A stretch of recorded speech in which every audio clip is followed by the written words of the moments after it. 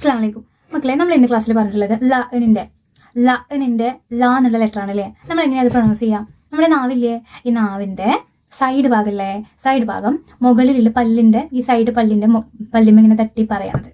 നാവിന്റെ സൈഡ് മുകൾ പല്ലിന്റെ സൈഡിൽ ഇങ്ങനെ തട്ടി പറയണം. ല ല ല ല ല അങ്ങനെയാണ് ല ലാ പറയാം. ല ലി ലു ല്.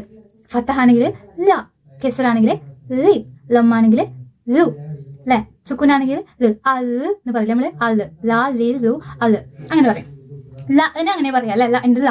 അതുപോലെ ലുബിയന്റെ ലോ ഉണ്ടല്ലോ, അതെങ്ങനെയാ? അതുപോലെ തന്നെ അല്ലേ, പക്ഷെ മാറ്റുണ്ട് അല്ലെ.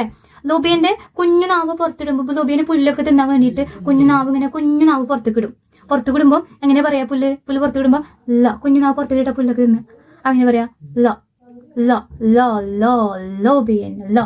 അത് ലോ ലോ ലോബിയൻ അല്ലെ. ലോബിയൻ്റെത് ലോ ലോ ലോ ലോ ലോ അങ്ങനെ പറയും. എന്റെ ആണെങ്കിൽ ല ല ല ലോ ലോ ലോബിയൻ ല ല ല ലോ ല.